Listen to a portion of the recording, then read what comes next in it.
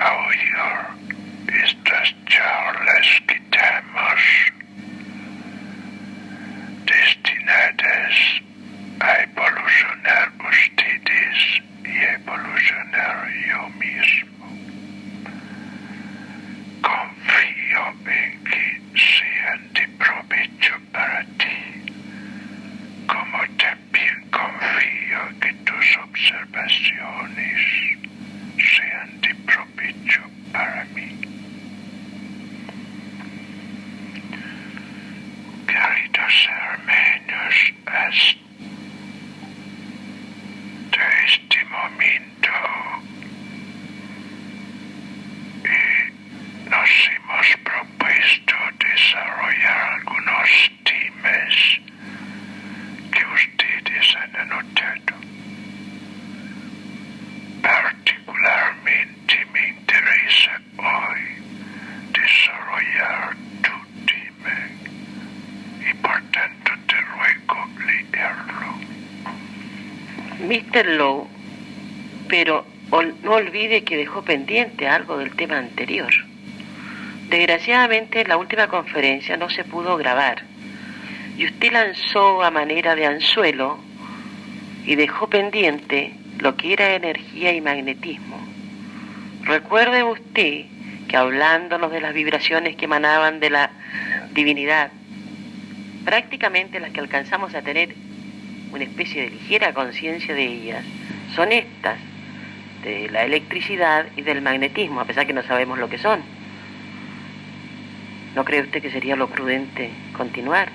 Por otra parte, usted no me ha dado la respuesta a la fórmula de Einstein, EmV². Si quiere yo le leo mi tema. Usted dirá.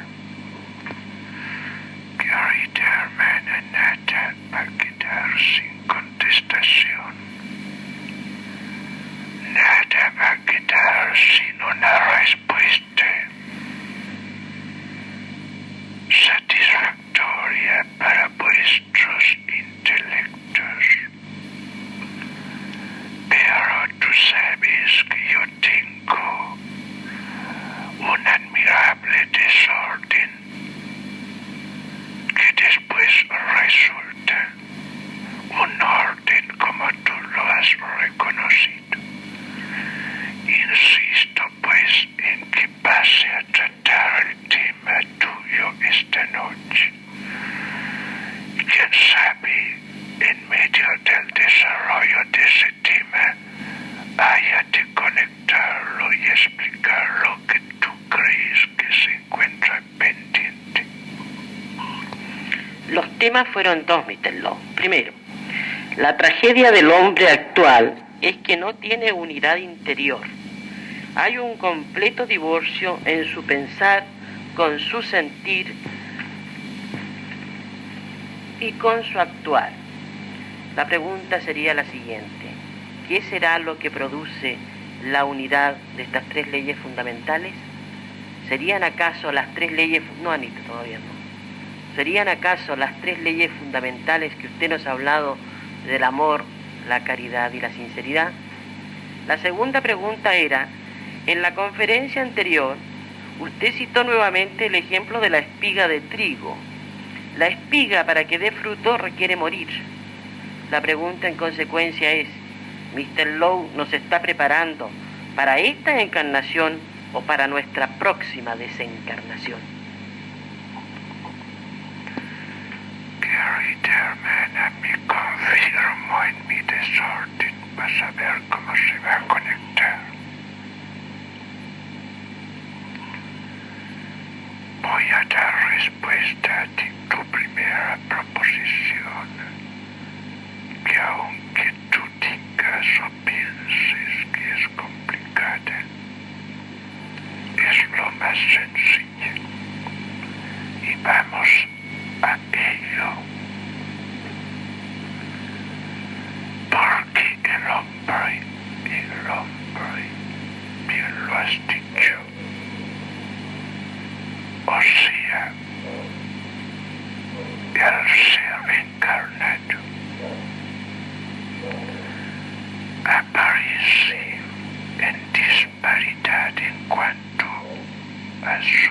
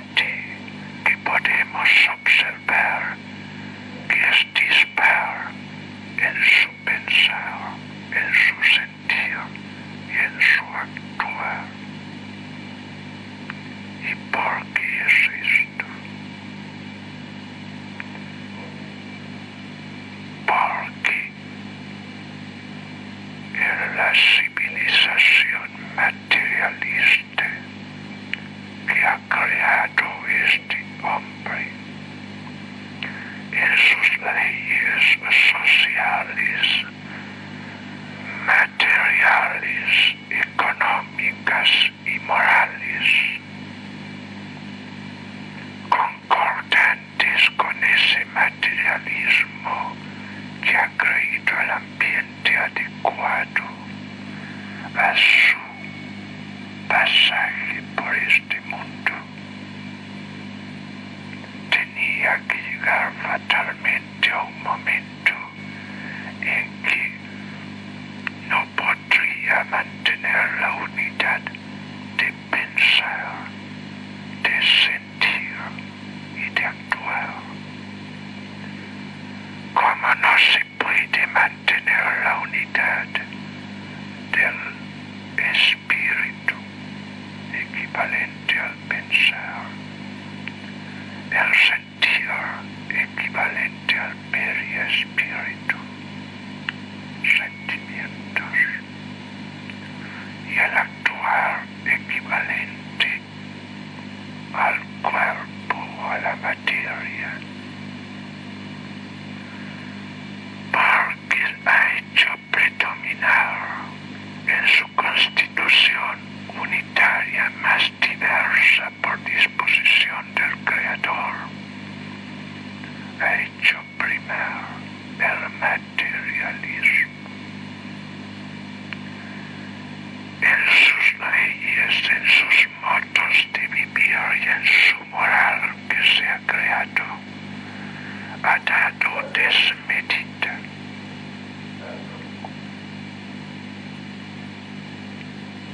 actuación a su actuar, en desmetro muchas veces, por no decir la mayoría de las veces, a sus sentimientos, a su sentir, y con mayor razón a su pensar. Y esta predominancia del materialismo ha ido invadiendo, más quiero decir, inmovilizando su sentir, sus sentimientos y su pensar, sus ideas y pensamientos. Y es ahí que se ha producido el producto lógico y máximo de esta era materialista, de un hombre estrictamente sujeto a las veleidades de su materia, a los apetitos de su carne, a las exigencias de su estómago. ¿Cuántas veces en este estado, querida hermana, los hombres han sacrificado sus ideas a su estómago, su sentir, a sus apetitos materiales, significando con ello entonces que el predominio de la carne sobre el periespíritu, sentimientos, y sobre el espíritu, chispa divina, ha predominado en tal forma que ha formado, y vosotros tenéis que reconocerlo, la era materialista. Si este fenómeno lo hemos constatado en vuestro mundo material, ¿cuál es el remedio? ¿Cómo hacer actuar uniformemente el sentir, el pensar y el actuar? En esto estás un tanto equivocado. No ha habido disparidad en estas tres etapas del hombre, en estas tres fases humanas.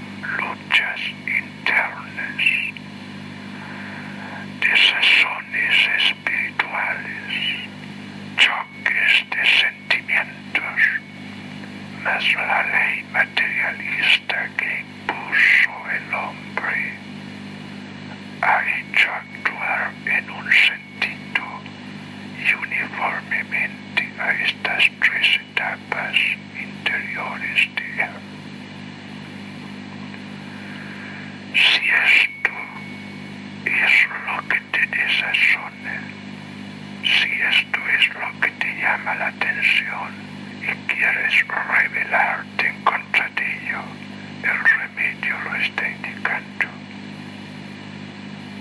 Bastaría que al pensar predominara sobre el sentido y estos a su vez actuaran sobre el actuar del hombre.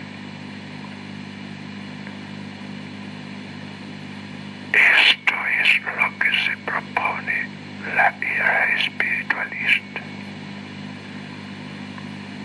que el factor predominante hacia el futuro no sea la materia o el actuar sobre los otros dos, sino precisamente la predominancia sea del sentido y más bien del pensar sobre los otros dos.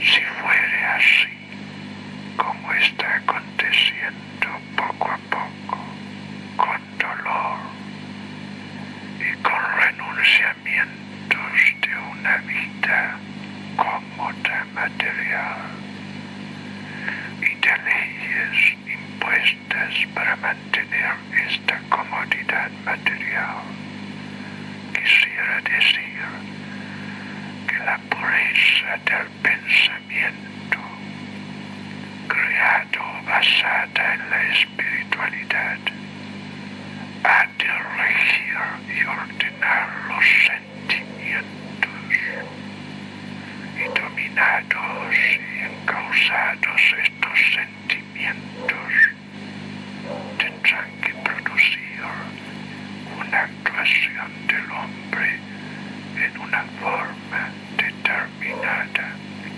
por la idea. Ahora, ¿cómo conseguir esto?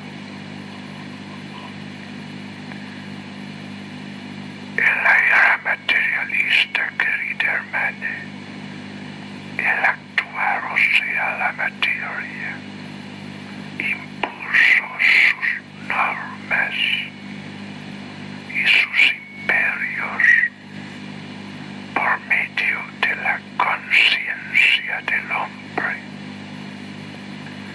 es decir, la atenuó o la engañó, dando por producto leyes y morales que abonaban su actuar en la materia. Y la conciencia no es más que el hermoso laboratorio oculto que tiene el hombre en su interior, querida hermana, donde recibe sentimientos por puertas y ventanas, y hay un obrero infatigable que es su pensar, su espíritu, que los registra, los transforma y devuelve juicios y sentencias.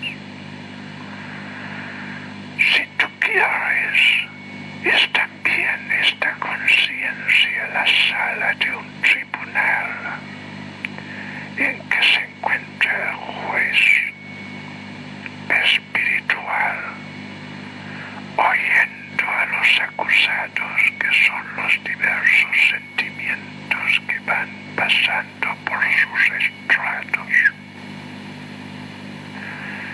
que les impone ciertas penas o los absuelve de tal forma, explicándole la posible culpa que hayan tenido, para que a su vez salgan hacia el exterior estos sentimientos para modificar, atenuar o activar en determinado sentido la materialidad del hombre.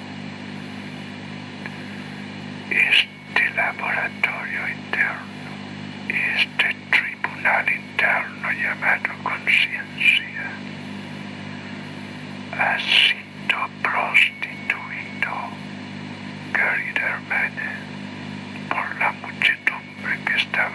sutil y que era netamente los sentidos materiales del hombre. En tal forma que ha entrado insolentemente dentro, ha traído a los sentimientos como testigos falsos de actuaciones que debe justificar y ha salido juzgando al propio juez interno. ¿Cuál será el remedio, querido hermano? El hombre no tiene más que libertar a su prisionero interno. Al pensar, dar entera libertad al pensamiento, dejarlo que pueda juzgar totalmente los sentimientos y que vuelva a desempeñar el papel que le tiene asignado el Creador hacia la materia. Los apetitos materiales, querida hermana, se dominan con los sentimientos cuando estos han sido aleccionados y ennoblecidos por el Espíritu. Ahí está el remedio. ¿Y cuál sería la fórmula mágica, preguntas tú? Ahora, después de mi explicación, para libertar a ese prisionero, a ese juez encadenado. No es más que al pensar en el amor, que es la liberación de las pasiones. No es más que al pensar en la caridad, que es la liberación de los sentimientos. Y no es más que el pensar en la sinceridad, que es el espejo donde se refleja la materia. De ahí que majaderamente, desde que me habéis oído hablar, queridos hermanos, estoy repitiendo: quien quiera espiritualidad, mas no materialidad, ha de tener amor, caridad y sinceridad. Esas son las leyes que habréis de poner en práctica y que darán por resultado la libertad de vuestro prisionero,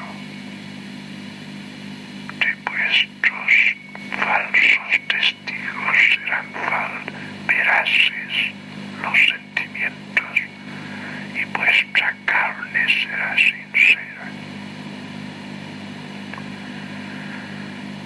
Esta etapa de liberación de vuestro prisionero se llama justamente evolución, querido hermano, y el aprisionamiento de él se llama involución. El ser que esté en involución será materialista, tendrá que serlo por la fuerza de las cosas y cada vez peor. El ser que esté en evolución tendrá que ir liberándose hacia el espiritualismo, porque la materia será quemada para poder llegar a Dios. No sé si me explico bien. Y en cuanto a la segunda parte que tú propones, que no te he entendido bien y que te ruego explicarme un poquito mejor. Decía que en la conferencia anterior usted volvió a citar el ejemplo de la espiga de trigo y le agregaba yo como comentario el siguiente: que la espiga de trigo, para que madure, es necesario enterrarla, en otros términos, es necesario que muera. Por eso mi pregunta era, ¿usted nos prepara para la vida encarnada o para la próxima desencarnación?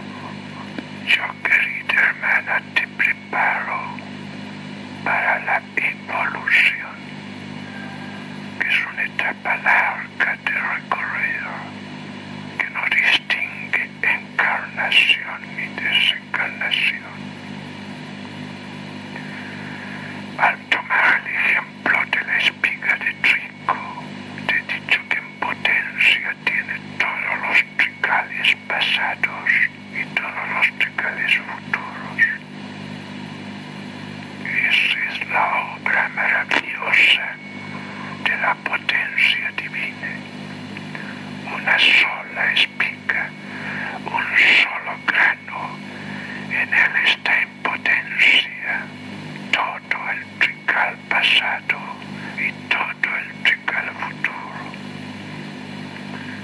Si ese grano de trigo no representara esto, habría solución de continuidad entre la involución, querida hermana, y la evolución. Y es ley del Creador que no la haya.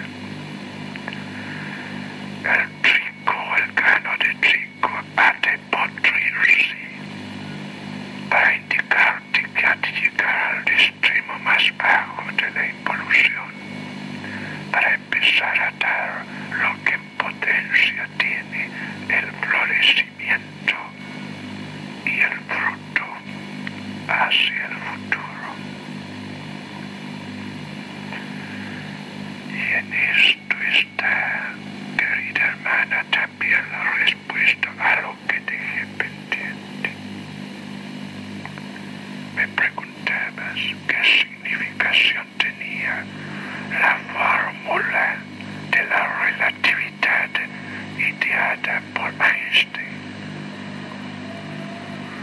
Es esta, querida hermana, es el grano de trigo que visto con ojos y sentidos materiales no es más que un grano de trigo, una cosa que tiene reducidas dimensiones, reducido volumen y reducida vida o velocidad, si tú quieres. Mas la masa tan pequeña y relativa representa en sus factores hacia el futuro la energía latente que es la relatividad, que no te ha hecho, te ha impedido ver todos los trigales futuros encerrados en ese trigo, en ese grano. Si tú observas ahora la fórmula de Einstein y la aplicas con este criterio espiritualista, verás cuánta razón tenía al afirmar el descubrimiento de la energía en lo infinitamente pequeño. ¿Te satisface esto o hay algo más que se me haya olvidado? Así se entienden las cosas, pues, Mr. Long.